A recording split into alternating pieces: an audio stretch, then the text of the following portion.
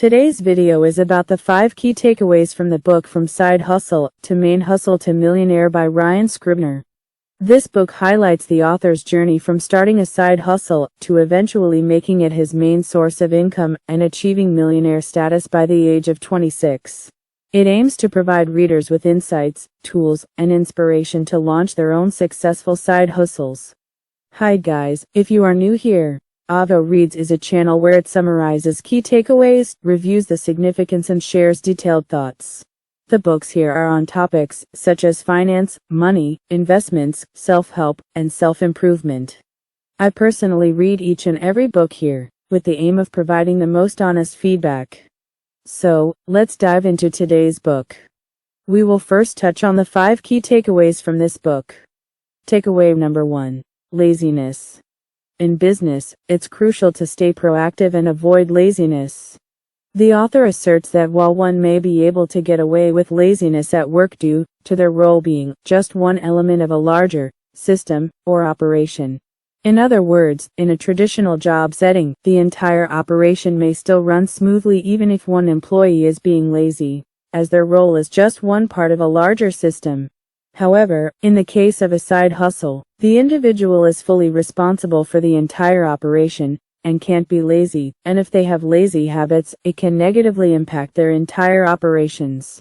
The author further claims that the success of your business largely comes down to your own habits, including laziness.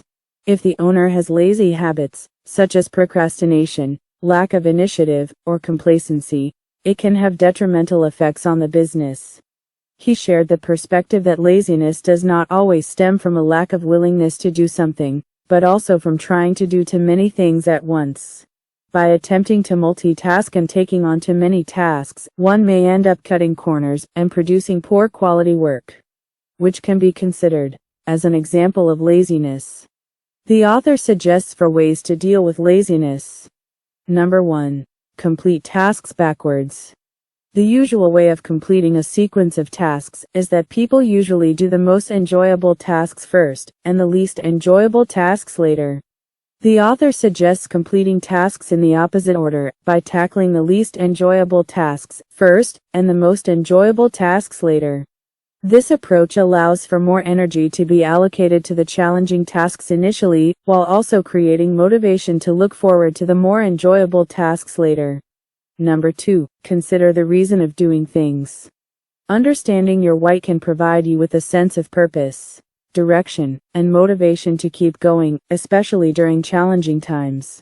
It serves as a reminder of the ultimate goal or vision you had when you initially started your side hustle, and can help you stay focused and committed to achieving it.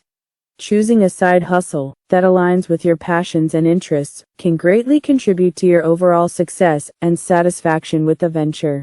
When you are passionate about something, you are more likely to be motivated, committed, and willing to put in the effort required to make your side hustle successful.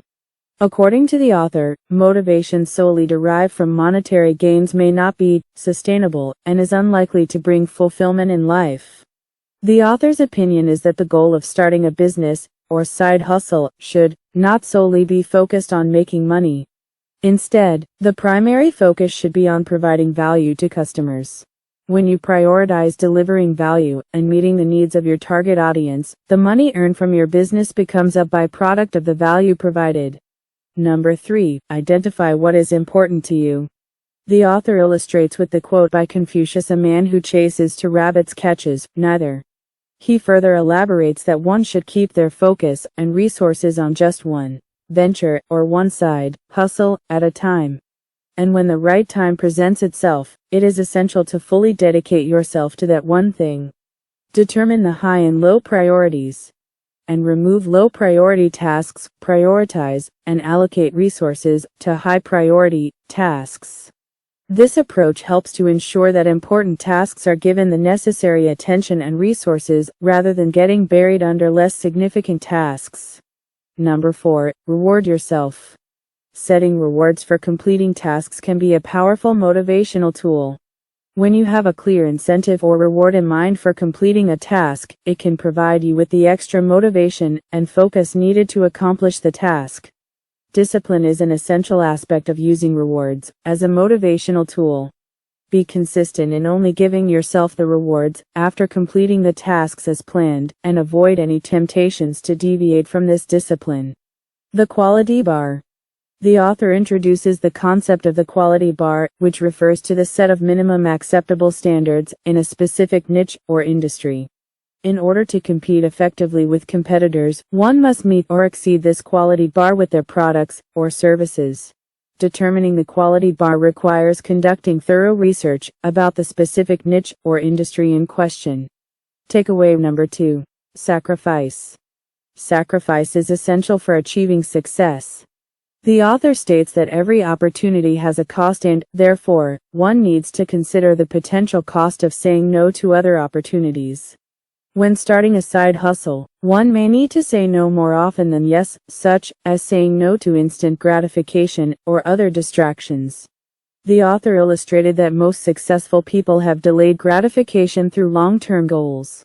The two important resources are time and money.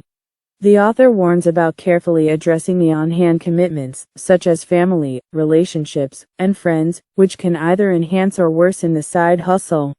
If not properly managed, these commitments can take up your time and money and hinder the success of your side hustle. The author suggests auditing the people in your life, staying away from energy vampire people, those who make you feel negative, unmotivated, and mentally drained after spending time with them. Instead, surround yourself with people who make you feel motivated. It is also common to have people criticize your side hustle, but you shouldn't be discouraged by these remarks.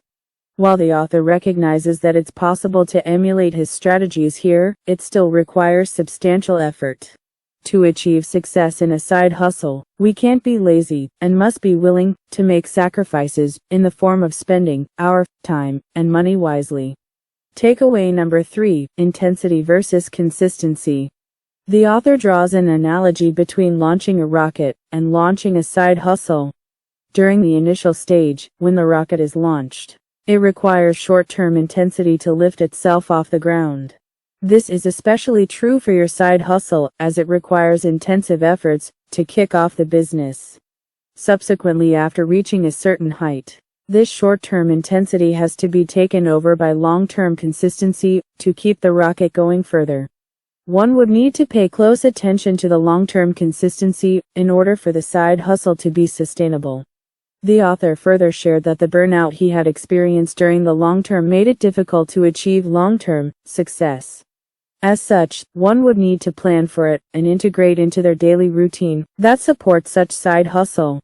The author also starts off by setting the expectations right from the very beginning, suggesting taking one step at a time and building a side hustle. He emphasizes the need for consistency while adapting to the situation. Takeaway number 4, minimum viable product. Using the minimum viable product MVP approach to test the idea of side hustle. The MVP is used to test whether the idea is worth pursuing without going all in. According to the author, this approach allows you to gain maximum understanding about the market with minimal amount of effort by testing the ideas and not wasting money and time on a bad idea. The steps of MVP are: Number 1. Study the competition and evaluate the quality bar. Number 2. Identify the simplest solution you can provide and create that solution. Number 3. Share with family members and friends for their feedback, make necessary changes, and subsequently share the solution with strangers for unbiased feedback. Number 4. Assess the feedback. There will be 3 possible outcomes. Number 1. The solution is not of interest to the market. It is advisable not to proceed with the idea. Number 2. The solution is of some interest to the market, but may not be exactly what the market wants. Based on feedback, amend the solution accordingly. Number 3. The solution is deemed valuable to the market, the most favorable outcome, which is rare, but still possible. Avoid falling in love with ideas. The author suggests not to fall in love with ideas, as some ideas could be bad ideas, and clinging to it could be a waste of time and money. The author warns about the human nature of falling into the sunk cost fallacy, wherein people continue with a bad plan or idea simply because they have already invested time or money into it. Takeaway number 5. Transition to main hustle. Scaling a side hustle is the process of enlarging its operation, from a smaller one to a bigger one, and often this requires the transition from side hustle to main hustle. Prior to replicating on a larger scale, the author suggests to test the ideas using the MVP approach on a smaller scale. The author opines that scaling may not be always necessary, as a bigger operation may not always be better than a small one. Using blogging as an example, the author suggests some considerations for scaling. Number 1. Standalone brand. The author shares the value of having a brand behind a business, and how he learned that having multiple people creating content is more beneficial compared to just one person. Number 2. Contractor-based workforce. Hiring full-time employees requires HR-related costs like payroll and insurance. Number 3. Low overhead. It refers to the ongoing costs involving the running of the business such as office rent, utilities, etc. Maintain a low overhead cost by make do with what you already have. The author started his side hustle from his car, before moving on to her mother's spare bedroom. Number 4. Zero inventory. The author warns about the potential costs associated with inventory, such as mailing costs and handling returns. Number 5. Zero customer service. Having spent years working with the general public, the author avoids customer service-related tasks in his business. Number 6. Prevailing trend.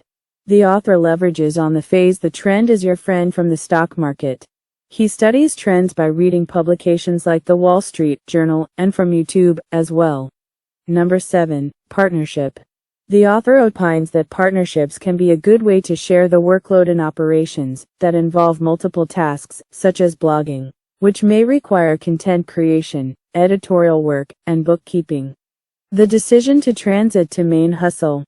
The author advises not to rush to transit your side hustle to main hustle, and quitting your full-time job without considering the financial situation. This decision to transit should be entirely based on one's financial situation. The author opines that the side hustle should make at least $2,000 in profit monthly before ever considering to quit your job and transit to main hustle. Of course, it would be much better offsetting a larger number of maybe even $5,000 to $10,000 per month. That's all for the 5 key takeaways which I have selected. Now, I will share my own thoughts about this book. In this book, the author shares first-hand experience on how he manages his business and personal financial life, including what worked and what didn't. While the author shares the side hustles that work for him, such as blogging, he doesn't specifically recommend a list of side hustles for readers to pursue. It's not a one-size-fits-all approach when it comes to side hustles, and that's why he suggests choosing a side hustle that aligns with one's passion and testing it, using the MVP strategy. That is also why the author shares 13 lessons that are applicable to the success of any side hustle, rather than going into specific side hustles and teaching readers step by step on each one. Besides talking about side hustle, the 13 lessons also cover areas on mentorship and money mindset. And I actually finished the book in one day. These are valuable lessons not only for individuals pursuing a side hustle, but also for anyone who wants to manage their personal finance. The author leverages quite a number of theories and concepts from investment and the stock market, such as diversification, hedging, compound interest, opportunity cost, etc. Certainly, you can have a successful side hustle without knowing all these concepts, as, after all, a side hustle is still a form of business or investment. One thing I personally like about this book is the notion of completing the least enjoyable tasks first. To me, this is seen as the opposite of the common idea of tackling the low-hanging fruits. I think this approach of allocating initial energy to challenging tasks while keeping the long run in mind is effective in keeping the motivational level high. It could have a psychological effect on the brain that once those challenging tasks are completed, it would be much easier, and one is likely to persist and not give up. I hope you found the key takeaways and summary valuable. Be sure to check out other book summaries from this channel. Please like, share, consider subscribing and turn on the notification bell to receive more insightful summaries like this.